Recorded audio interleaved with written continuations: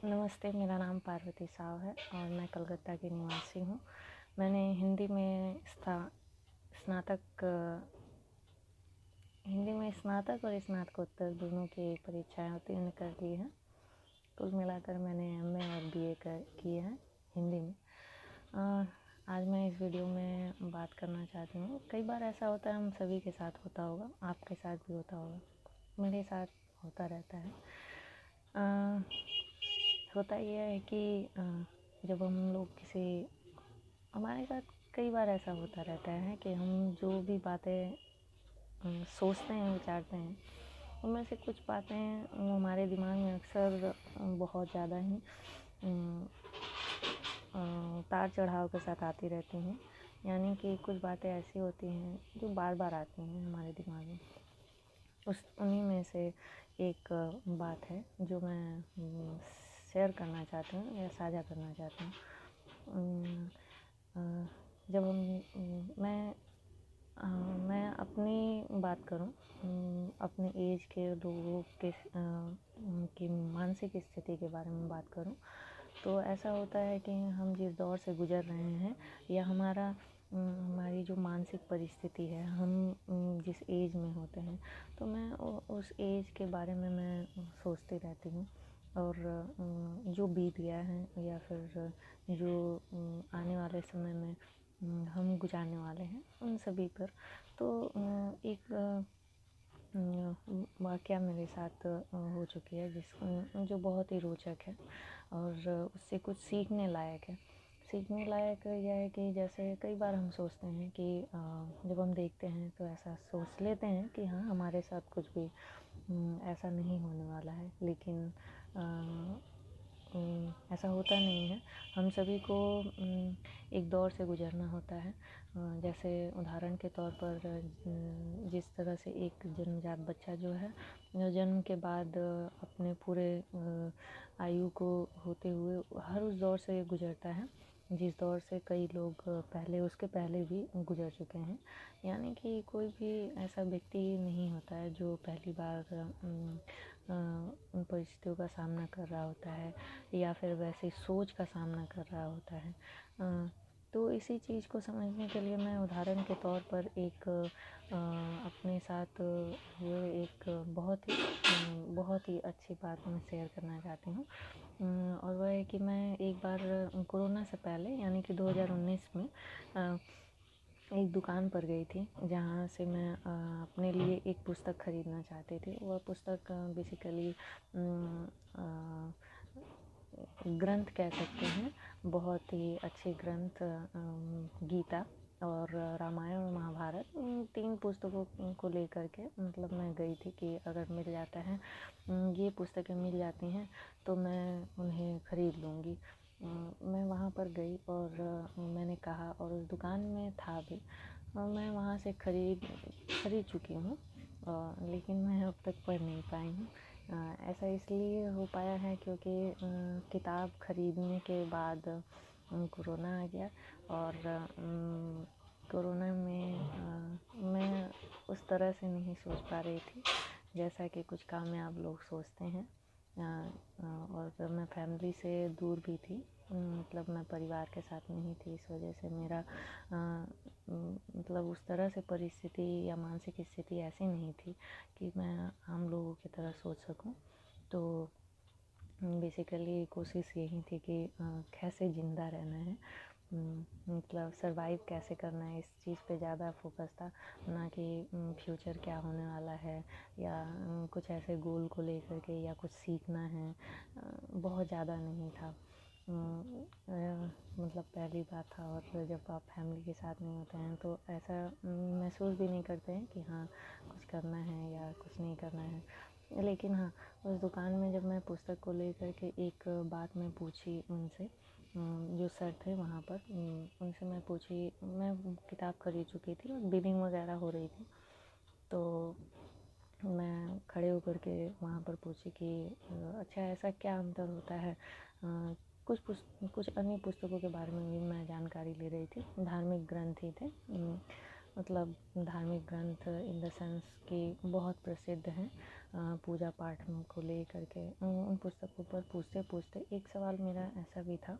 मैं पूछती कि ऐसा क्या डिफ़रेंस होता है जब हम किताबों को देखते हैं, एक ही किताब बहुत बड़े साइज़ में आता है, और वहीं तो क्या ऐसा है कि इसमें जो मटेरियल होता है वो मटेरियल किसी में कम और किसी में ज़्यादा दिया जाता है। तो उन्होंने कहा कि नहीं, मैं उन्हें उदाहरण के तौर पर समझाई कि जैसे मैं कई बार देखी हूँ कि गीता, जो भगवत गीता है, भगवत गीता की जो किताब आती है वह छोटी भी है, पतली भी है, और कुछ पुस्तकें हैं जो मोटी है, और कुछ है कि बहुत ज़्यादा मोटी हैं।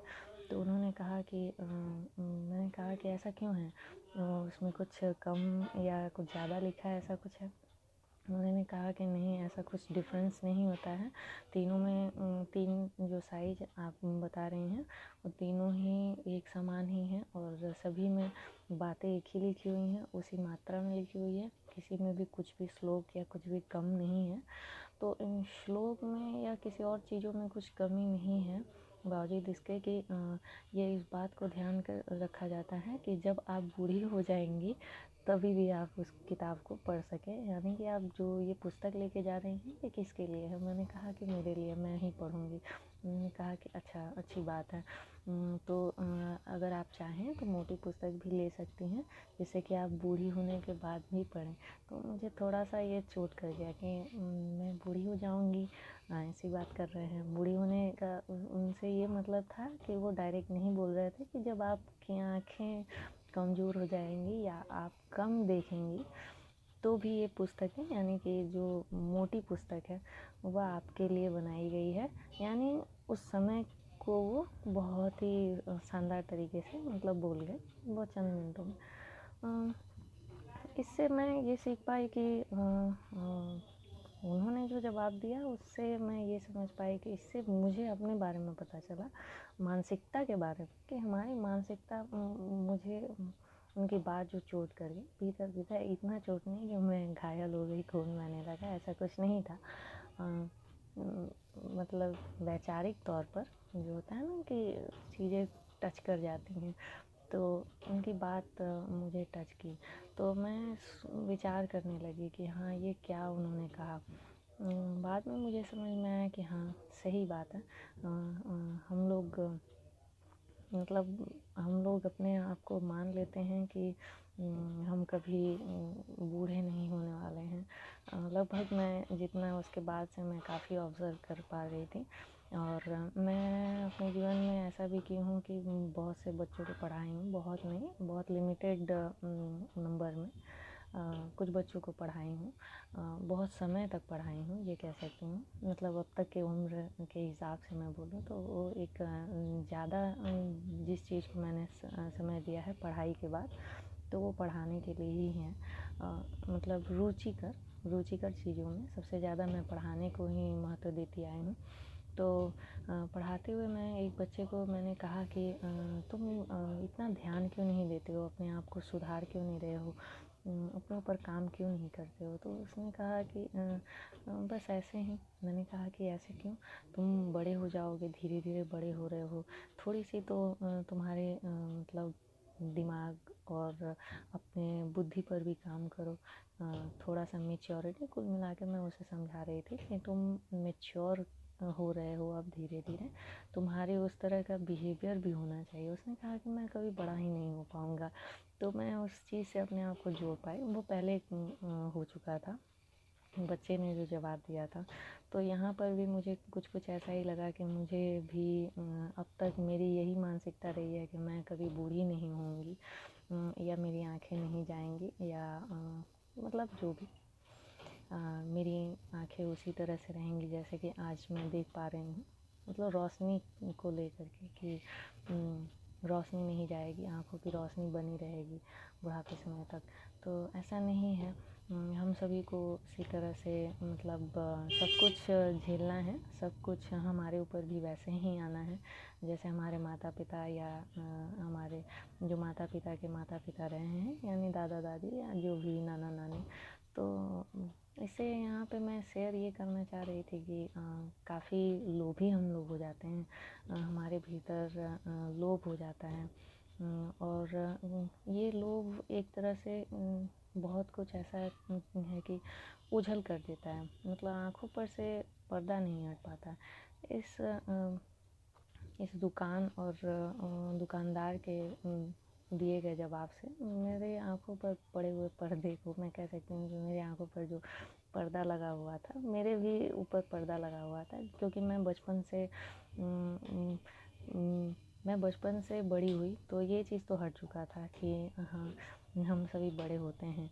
जैसे मेरे विद्यार्थी ने कहा था मुझसे कि नहीं, मैं कभी बड़ा नहीं होऊंगा। तो उसके बाद जब किताब खरीदते हुए ये मुझे समझ में आने लगा कि हाँ, मैं भी ठीक उस बच्चे की तरह ही हूँ जिसे ये ज्ञात नहीं है कि वो भी बड़ा हो सकता है, या मुझे ये ज्ञात नहीं है कि मैं भी अब बूढ़ी होंगी और मुझे भी चीज़ों को उसी तरह से फेस करना होगा। अनौपचारिक तरीके से या औपचारिक तरीके से जैसे भी हम हर चीज़ों से वीडियो बनाने का मकसद यही है कि हम हर चीज़ों से अवगत तो होते रहते हैं, लेकिन हमारी चेतना उस तरीके से काम नहीं करती है, हम जागरूक उस तरीके से नहीं होते हैं जब तक कि वो हमारे साथ ना हो, जब तक कि हमारे साथ वो गुजरा ना हो, हम उसे फेस ना किए हों, तब तक चीज़ें उस तरह से नहीं समझ में आती हैं। उस चीज़ को हम उतना सीरियसली नहीं ले पाते हैं या उस तरह से गहराई से उस पर सोच नहीं पाते हैं। कुल मिलाकर के मेरे कहने का अर्थ यही है कि चीज़ों को तभी हम ठीक तरह से समझ पाते हैं, चीज़ों को हम तभी अपने आप के साथ जोड़ पाते हैं जब वो हमारे साथ होता है, या फिर जब हम अपने आप को देखते हैं। तो कई बार ऐसा हो जाता है कि हम बहुत सी चीज़ों को नकार देते हैं, लोभी हो जाते हैं, या लोभ के चक्कर में ये भूल जाते हैं कि हमें भी वहाँ तक ही जाना है। तो इससे सीख मिलता है कि हम लोग बच्चों में खासकर तो होता ही है, लेकिन हाँ, जब हम लोग बड़े हो जाते हैं तो हम जैसे उम्र में आने के बाद हमारे अंदर वो परिपक्वता होनी चाहिए, वो समझ होनी चाहिए, आँखों पर से पड़ा हुआ जो पर्दा है उस पर्दे को हट जाना चाहिए। वीडियो बनाने का मकसद यही है कि कितना इत्तेफाक की बात है कि हमारे आँखों पर काफ़ी चीज़ें हम सभी जानते हैं। मैं जिस वक्त अभी ये वीडियो बना रही हूँ उस वक्त भी मैं काफ़ी चीज़ें जानती तो हूँ, लेकिन शायद उस तरीके से जागरूक नहीं हूँ। तो मतलब जागरूकता जो है ना, वो हम कहीं ना कहीं अपने जीवन में उस तरीके से नहीं ला पाते हैं। तो यही मकसद था। धन्यवाद।